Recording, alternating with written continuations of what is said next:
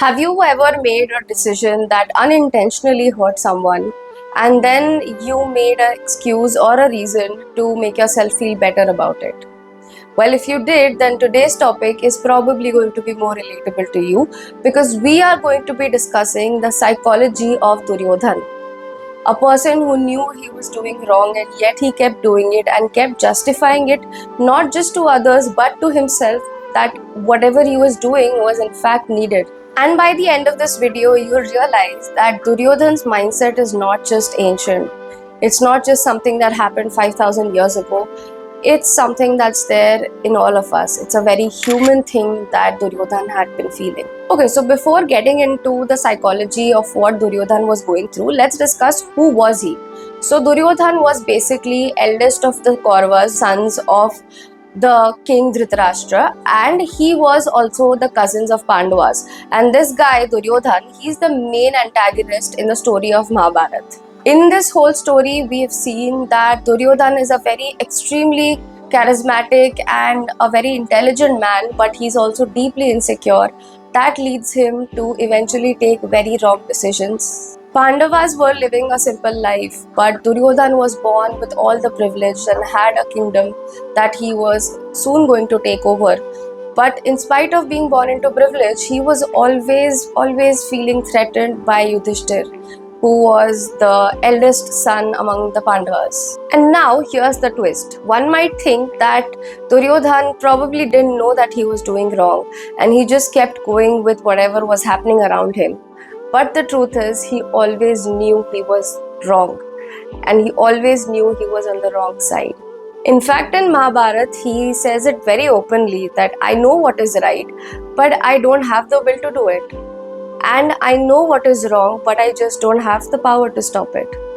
Now, even though Duryodhan has been showed as this evil person in Mahabharata and in Bhagavad Gita, this is not really evil. This is more like a psychological conflict. And now that we're getting into the psychological part of Duryodhan's mindset, let's talk about this word in modern psychology, which is called cognitive dissonance, which basically means that when your actions don't align with your values, your mind attempts to bridge that gap by putting in a story that kind of makes it justified to do whatever you're doing, which in basic words, it's called justification.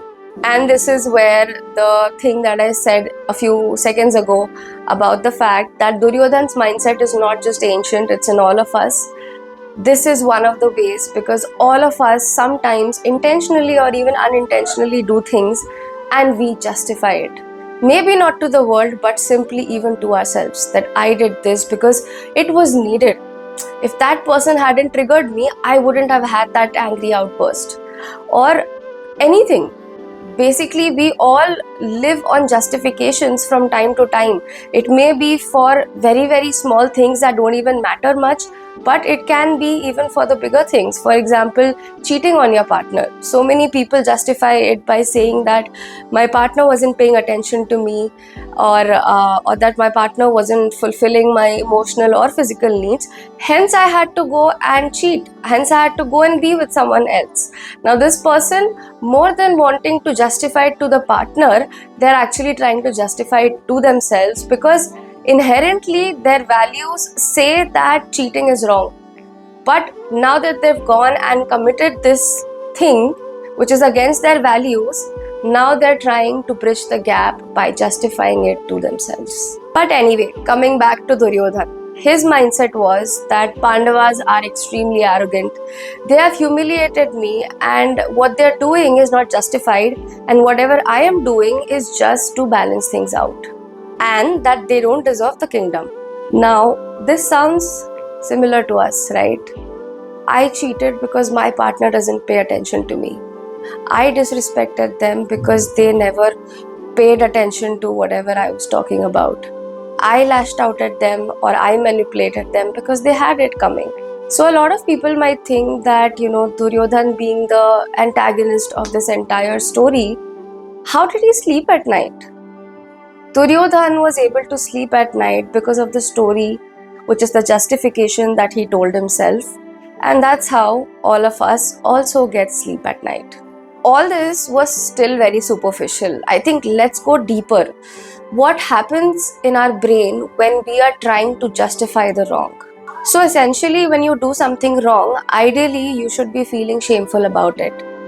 But neuroscience says that when someone feels shame, it activates their amygdala, which is a part of the brain, that activates their fight or flight response mode. And I don't think I need to tell this to all of you, but it's very obvious that the brain does not want to sit with guilt. It wants to escape it. And when the brain wants to escape the guilt and shame, it triggers rationalization. I did this because it was the need of the hour. I had to do it. Second is blame shifting. If they hadn't done that, I wouldn't have done this. And third is moral disengagement. Whatever I did wasn't that bad. And since we're already talking about the brain, there was a 2017 study on cognitive neuropsychiatry that, I know it sounds complicated, but I'm going to try and tell it to you in easier words. So there's a part of the brain that is called default mode network, which is basically responsible for our identity, the way we look at ourselves, and also for how we narrate things. How do we take the narrative of the things that happen around us.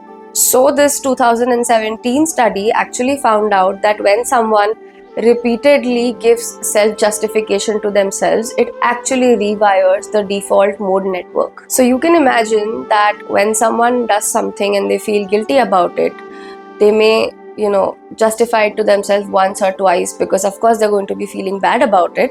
But when they repeatedly keep doing it, the default mode network in their brain is going to learn that this is the narrative that we're going to go with every time.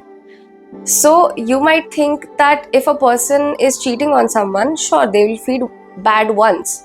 But when they keep doing it again and again and they keep justifying it to themselves that I did it because of that person, I did it because of this, because of that, or saying that it was just a kiss, it was nothing else. And so when the brain keeps doing this constantly, the default mode network makes it as their default narrative. So every time I do something wrong, instead of feeling guilty or shameful about it, I am going to simply self-justify and make myself feel better and peacefully sleep at night. So these self-justifications that we give ourselves are probably true in a way that, okay, yes, that person did something because of which I did it, but in a way you are just lying to yourself, because morally, if you ever believe that I shouldn't be doing this and then you're justifying it by blaming the other person, then this lie that you're telling yourself is actually just enabling you to keep doing it again and again. So basically, in easier words, the moral of this whole study was that the more you justify to yourself, the more your brain learns to believe that your lies are actually the truth. So coming back to Duryodhan, he wasn't born a villain. I'm sure he must have had good times in his childhood where he would have adored his parents, where he would have really gotten along with his siblings, where he would have really treated his sister with love and affection. But he became one by justifying each time and the story he told himself every time, and lie by lie, he became a villain eventually. Now, if we look at it from a spiritual perspective, whatever Duryodhan was doing wasn't out of ignorance. It's not that he didn't know what he was doing, it was simply out of ego. He simply wasn't willing to feel vulnerable, small, or even wrong. So he justified his identity with this lie, which of course was at the cost of the truth, and Krishna always tried to remind him, to tell him what the truth is. But again, Duryodhan wasn't willing to be vulnerable because of it at all. And it's not that Duryodhan couldn't hear Krishna and his words, but it was just that the internal pride and ego that he had was much louder than Krishna's words to him. In modern times and in psychology, this is called ego defense. Whatever may happen, it shouldn't affect or it shouldn't attack my identity, even if it is at the cost of the truth.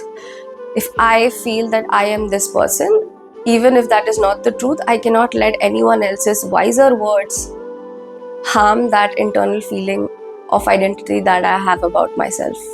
And now my favorite part of this whole video.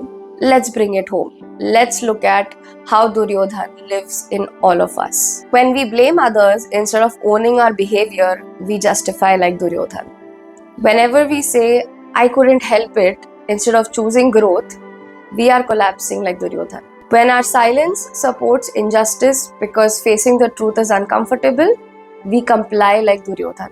But unlike Duryodhan, which was the story was 5,000 years ago, we can actually now choose the story that we tell ourselves. I always tell everyone that we should all know exactly who we are, even the wrong parts of us. And all of us have that, not just everyone who's watching this, but me, myself. I also have Duryodhan mindset sometimes, but there is a way for you to start tackling and start dealing with and start getting better with this Duryodhan mindset. So here are some small practices that we can do to try and undo Duryodhan's mindset in all of us. Number 1, pause before you justify. Every time you're about to justify, ask yourself, is this explanation supporting my growth or is it just protecting my ego? Number 2, reclaim responsibility without shame. Instead of blaming someone else or justifying, ask yourself or actually say this to yourself that yes, it was a mistake. I probably made a wrong choice, but with this, I choose to grow and I will do better next time. This way, you are taking the responsibility of whatever folly you've done and you're not letting shame take over all of yourself.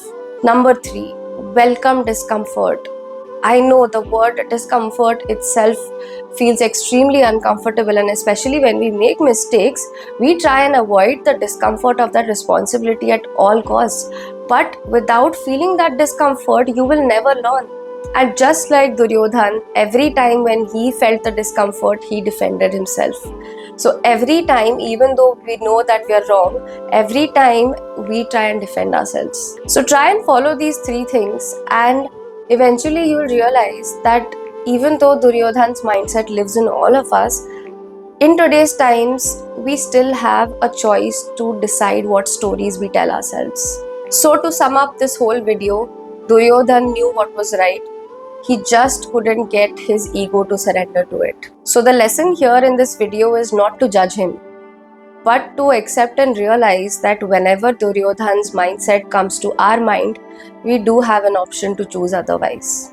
You need to let your self-awareness be much greater than the self-defense. And on that note, I would like to know from all of you that have you ever done something wrong and you justified your way through it? I want to know, how did you move on? Comment below to let me know, and subscribe and follow me for more such videos where we will uncover the major overlooked aspects of Bhagavad Gita.